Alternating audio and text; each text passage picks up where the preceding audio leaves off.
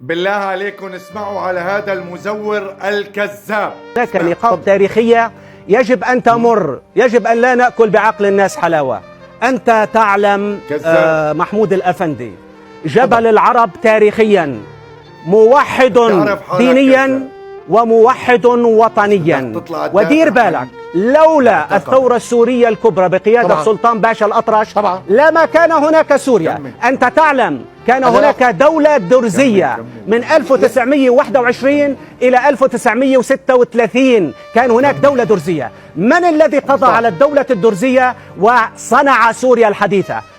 أهل جبل العرب الأشام. ثانيا الأقليات. بس خليني أكمل.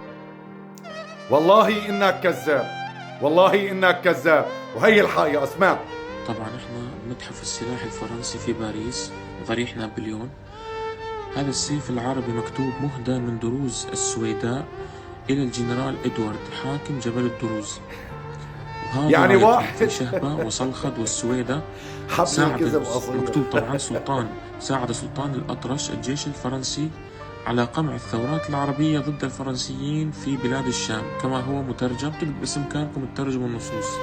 حبل الكذب قصير، والله قصير، أقصر من هيك ما في. يعني أنت برأيك كمستمع واحد مناضل ثورجي مثل ما كان عم يحكي، إيش عم يعمل سيفه بالمتحف الفرنسي بباريس؟ برأيك أنت فكر لي فيها 3 دقايق. واحد كان مكيع الفرنسيين، على حكيه مكيعهم للفرنسيين، معناتها الفرنسيين بيكرهوه، لك بيكرهوا حتى أحرف اسمه. ليش صامدين السيف تبعه كذا؟ يا جماعة الخير، هذا التاريخ يلي هو عم يحكي عليه، هذا حافظ النس الله لا يرحم قبره دحشوا بالمنهاج. دحش بالفعل كنا نحن ندرسه بالتاريخ، لكن كله مزور وكله كذب.